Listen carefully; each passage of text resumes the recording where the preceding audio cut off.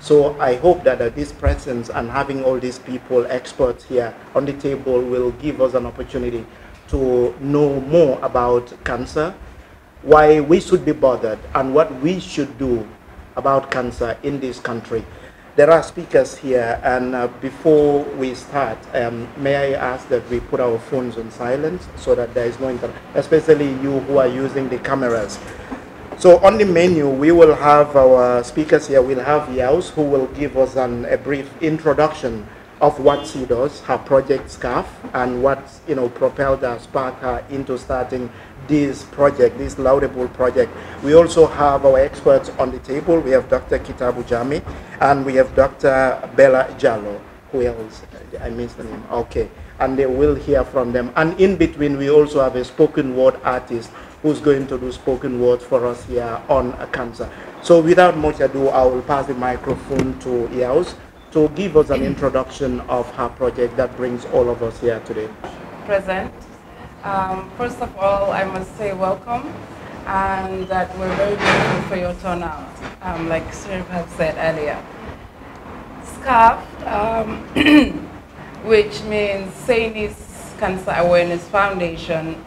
It's an inspiration from my sister that passed away in 2016 from breast cancer.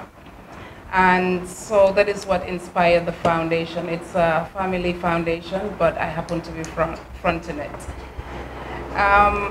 SCARF is driven by the love to support and try to raise awareness in cancer. And the reason being because we have come to realize that a lot of women in the Gambia are suffering and are also dying on a daily space. And it's so sad, and we realize that there needs to be awareness because that's the main cause for the deaths. A lot of people don't want to talk about it. A lot of people have got misconception around it, and so this is the mission for SCARF. And until the whole of the Gambia is aware of cancer, then SCARF's mission will be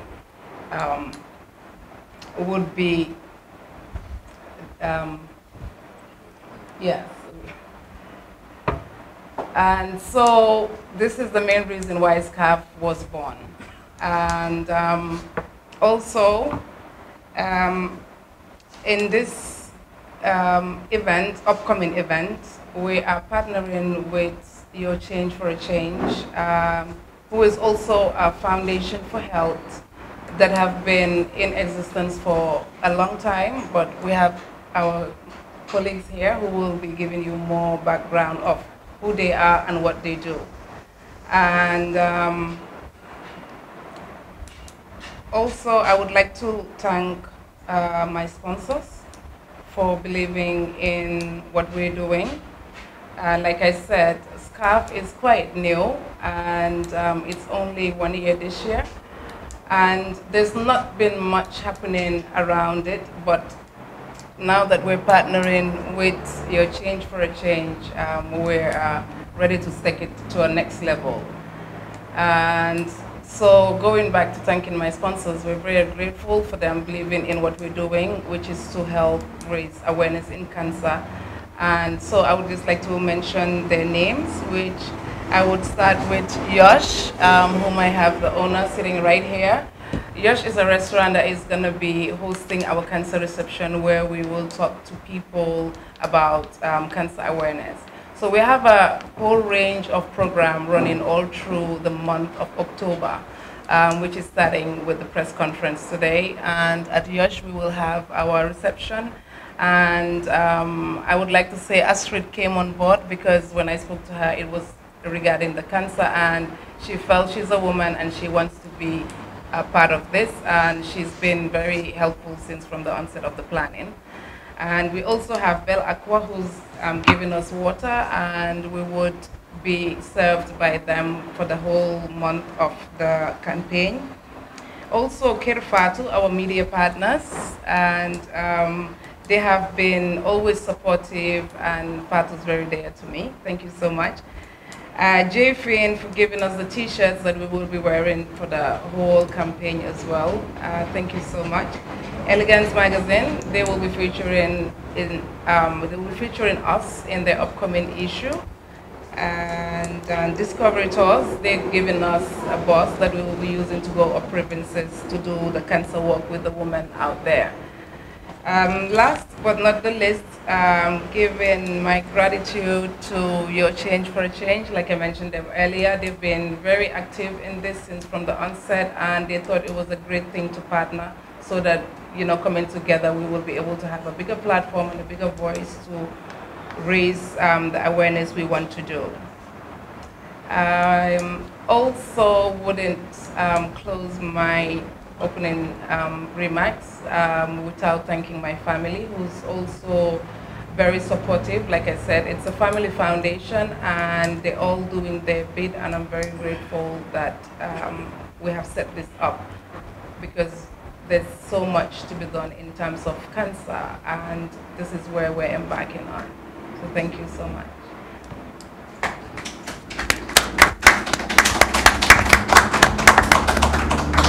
Thanks very much, Yaos.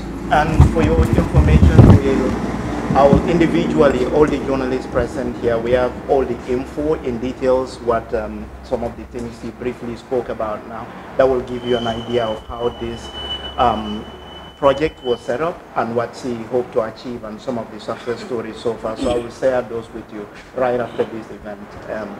So thank you very much, Yaos. And now we'll hear from Dr. Kitabu Jami, who will be speaking to us about breast cancer. And maybe you can introduce just a short intro of yourself before you start your speech.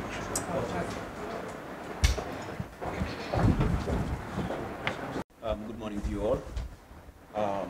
I am Dr. Kitabu Jami from the Edward Francis Small Teaching Hospital in Banjul. Currently serving as a medical officer in the Department of Pediatrics. However, I serve through the Departments of Internal Medicine, Surgery, Obstetrics and Gynecology, and now Pediatrics. She has mentioned something that is very touching, a story about her sister dying of cancer in 2016. The reality about cancer is when you are in our communities or when you are in our homes, you don't get to have a clear picture of what is going on outside. Unless a family member has cancer or you have some friends that have cancer. At the FSDH, every Thursday, there is a cancer clinic. Women with breast cancer, or there's a breast clinic, and women with breast conditions come to the breast clinic, and they're examined, evaluated, and some are found out or found to have cancer. What happens is that when women present with their conditions, some come with things like breast abscesses, some simple lumps in the breast like fibroadenomas, different types of lesions. But at times, or very commonly nowadays, we are seeing a rise in the incidence of breast cancer. Some years ago, or a few years ago, I met a woman in the clinic who had breast cancer and had it treated for. Because the mainstay of treatment of breast cancer all around the world is surgery. She had her breast removed. But when she had the breast removed, sometime later, the cancer recurred. What we call local regional recurrence. It's like the cancer was there, was removed, but it came back again. But when I saw this, I felt something. I said to myself, what's the problem? What happened? Because if the treatment was done, chemotherapy provided, why did it have to recur? So that inspired me to do a study on breast cancer in our women here in the Gambia. And with regards to breast cancer itself, it's a condition which is an abnormal growth of the breast tissue. Histologically, the two forms are explained or are defined. We have the interductal type, we have the interlobular type, with other subtypes also. And also there are stages of breast cancer. We can have up to 4 stages, stage 1, 2, 3, or 4. And a challenge we have here in the Gambia is late presentation of patients. most patients that present to the hospitals come in stage 3 and stage 4. So when they come in such stages, all that can be done is just to go to theater, do surgery, and provide the chemo and hope for the best. Yes. And sometimes some come at such a stage wherein even to do surgery may be of no use. Just manage them palliatively till they pass away. That is what happens. So as such, I did this study about breast cancer. And then, in addition to doing that study, I did a lot of literature review, comparing, going through studies that were done in the sub-region, in the US, in other parts of the world. And in doing that research, I found out that late presentation happens to be a common feature in our sub-region here. That is one challenge for the Gambia. Something else I found out during the literature review was that people are not that educated about breast cancer. Let's say when you ask people on the street, what do you know about breast cancer? They cannot tell you anything. And this is the greatest challenge we have now today, which is education, and which is something Sainey's Cancer Awareness Foundation is hoping to address, and which is something the YCFAC has been working on for a couple of years now. Because as we speak, the month of October is the Breast Cancer Awareness Month.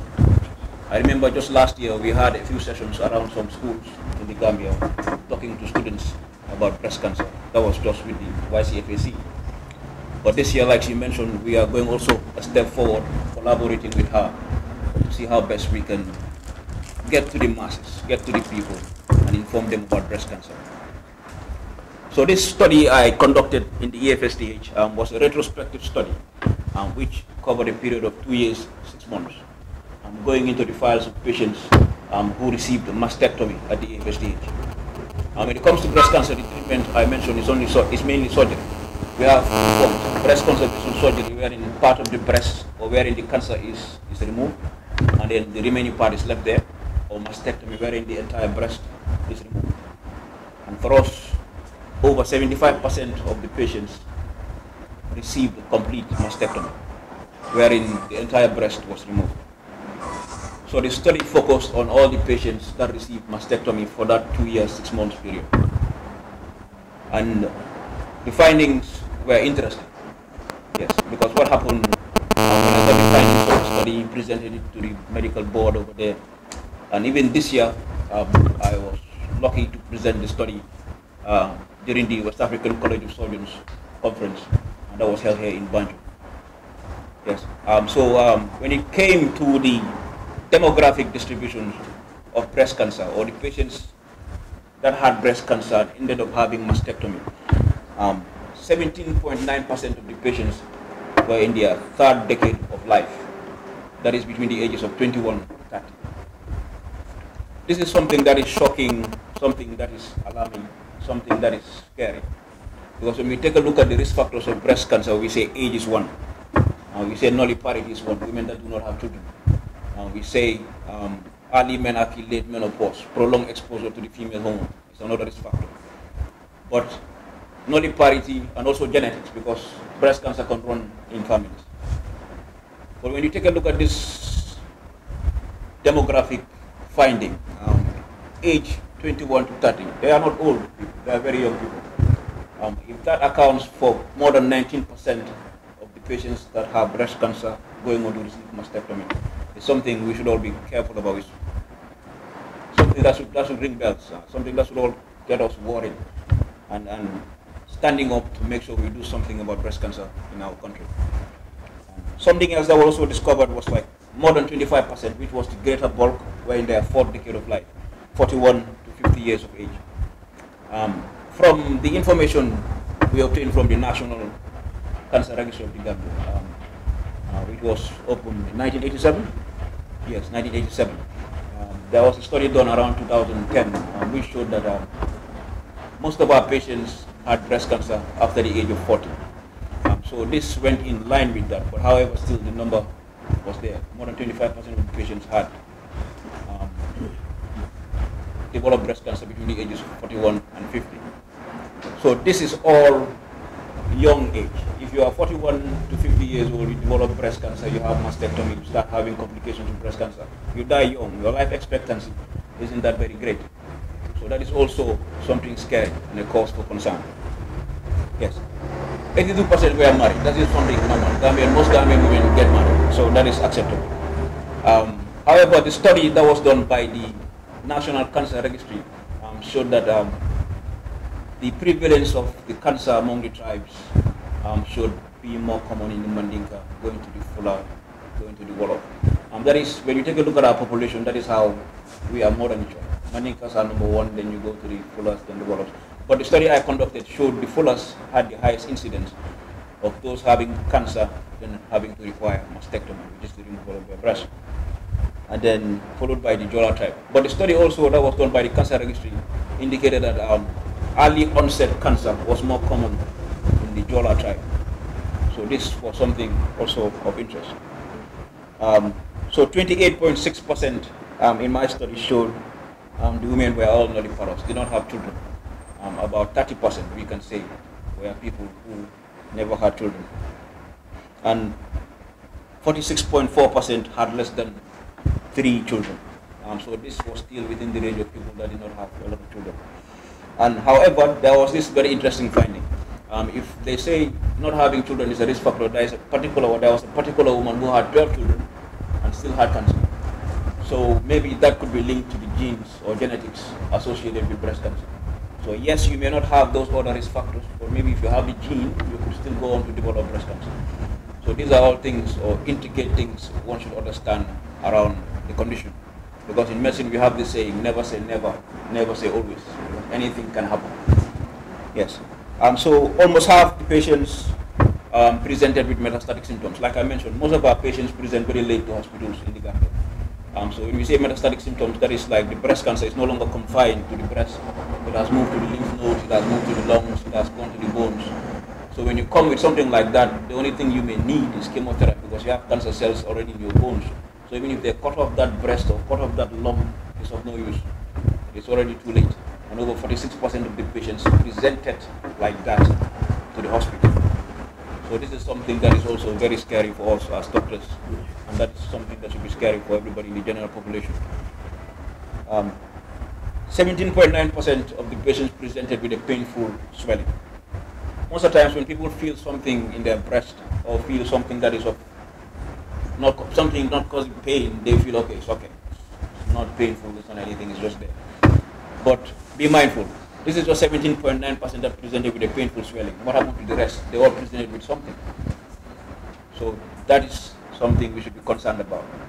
Though breast cancer can present in many ways. It can present as a painless lump, it can present as a painful lump, it can present with just discharge from the nipple, it can present with just dimpling on the skin of the breast, it can just present as changes in the shape of the breast. So in multiple ways. That's why it's advised that anytime a woman sees something abnormal with her breast, the first thing you do is to visit your nearest facility, then you'll be assessed and evaluated. If you need a referral to the tertiary facilities, then you'll be referred to the tertiary facilities.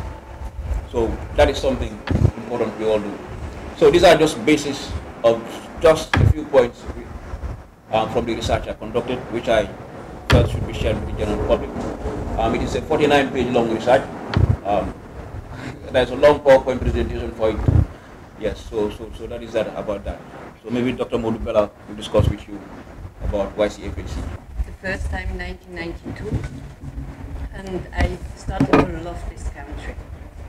Me, being born in Switzerland, in a very nice family, in a very nice country, I always had the feeling that I have to come back to the Gambia every year.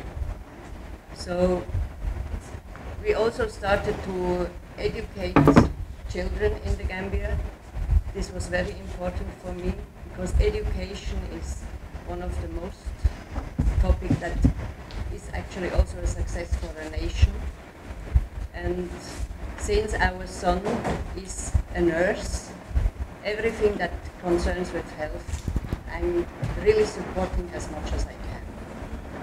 So this is actually the reason why when I was talking with Fatou, I said, whatever I can do or help, I will do it.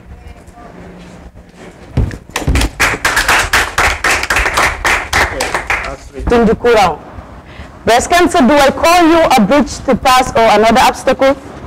Si sama xalaat dama fogoon ne man nañ laa dàq nga dem waaye mosuma foog ne di nga rey sama ay yaay defanteeg sama ay mag mel ni bota si cinu Afrika Tundu Kurang kamu sol damo komi mburo ni keke akamu solu faa komi subo ni yàlla ko muro baakak yaa ngi tax ay mbokk di bayante ci dara yaa ngi tax jigéen di mere ku ko deful dara.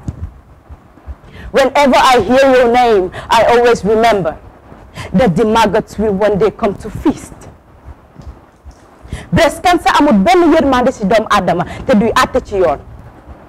Tundu Kurang ma hakkiloo soto amalon fay kodoo soto fay ma soto amalon fay nungol soto fay ma soto aka musola sunjota komi atalem. Breast cancer, it's too bad that you don't love or care, but I want to speak out before I suffocate on my silence. This chemo took the faith of so many women. Breast cancer has no justice, no sympathy for its host. Tundu Kurang ka hadama duwolta aka mola ba malfa andum aka kewola musoluta. Deglu len ma ali la moy listen.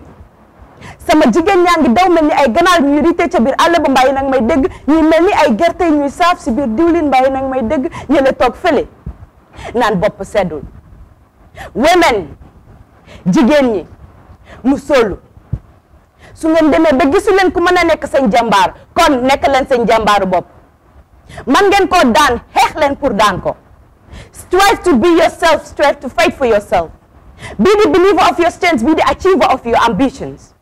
Nekk leen seen baatu bopp wax leen ca kaw wax leen mu leer ndax nit ñi mën leen a dégg te bés buñ leen déggee ngeen mel ni ay buur ca biir àll ba because we are the remedy. Thank you. Good morning.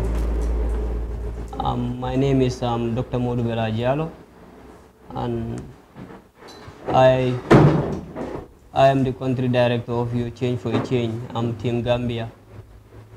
The reason why we are seated today is as a result of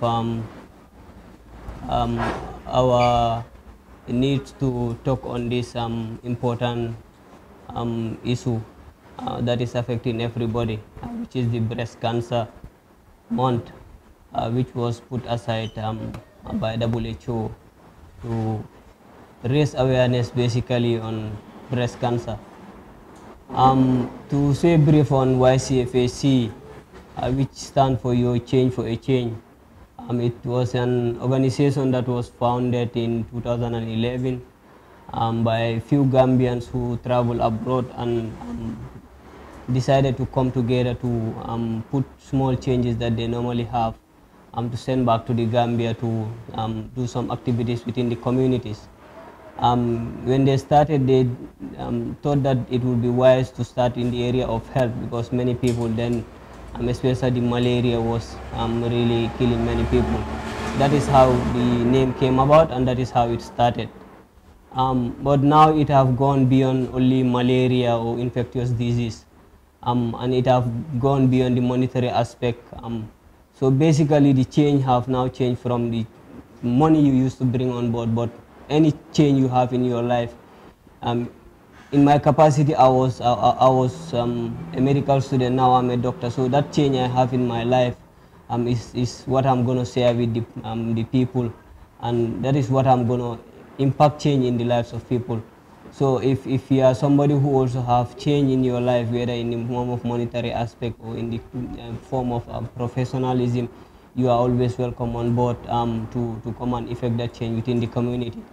And we've realized that most of the communities, especially the Combo area, have been privileged to have most of these facilities around. But we were more focused in the areas where people and health services were really needed, which is the rural communities. And since the inception of YCFAC, we've been focusing more of the peripheries, though once in a while we have activities down here. When we met Yaos, just on a, how do I put it, it was just something that was meant to be, because he never planned it, I never planned it. Two people at two different locations talking on the same things. These are things that only God works in his ways. So we came together, and it was a perfect combination. Then here we are today, and this is just the beginning, I promise. The main idea why we are here is to put our little effort that we are putting, that we've been doing on the side, to have a bigger impact. Because what we've realized in the Gambia is we have so many associations that are doing almost the same thing. Why not we put all those things together and have a very big, strong team, than rather everybody doing your little things on the side. So that is one thing that I'm really glad that we've cleared with SCAF. And as we've said, You Change for a Change have been doing this in the past, and SCAF, this is the 1-year anniversary. So we are putting our heads together so that at the end of the day, we all benefit from this, because we are doing this not for some other people that are going to benefit from this service, but we are doing it to ourselves. Because breast cancer is something that as long as you are living, you are at risk of having it, because it's the most deadliest cancer. In fact, it's the leading deadly cancer after lung cancer. And if you look at the statistics in female, it is the leading form of cancer in women. So that being the case, whether you have family risk factor, you don't have family risk factor, or some of those factors that Dr. Kitabe mentioned, you are at increased risk. The fact that you are a female, gender itself is a risk factor. So, and if you look at the populations now, most of the demography will show you have more female than male. So all these are factors, indicators that are showing that we don't have to sit until the disease sets in, then we start working on it. So this is basically what YCFAC and SCAF intend to do. And during the course of the month, we will be having series of activities, all geared towards increasing the level of awareness. That is the level we are at now. At some point in time, we will take it to the next level, because we know government cannot do it alone. And there is a need for people themselves to get up and take the things in their own hand and support some of these institutions. Like he mentioned, EFSTH is providing it, but apart from EFSTH, if you live in Basse, how lucky are you to have access to these facilities? So, and how many people will be able to leave Basse to come to Banjul to have these services? So you realize that all these things are things in the pipeline that we hope one day together we will together achieve as people, as a nation, and then the numbers will start giving us the good results. These statistics that Dr. Kirabu mentioned here, we want them to go down. And this cannot be done without the participation of the media. Nowadays, everybody is on Facebook, on WhatsApp, but at times we are always also on TV, watching TV. So that is why we deemed it necessary that the media should also take part in this, because this is a cause, this is a fight in which everybody is involved, whether directly or indirectly, whether you are at the focal point or you are behind the scene, but you have to do something. So this is basically what I want to say, and I applaud all of you for taking the little time you have with your busy schedule to come to this press conference. I thank you all. Thank you very much for coming.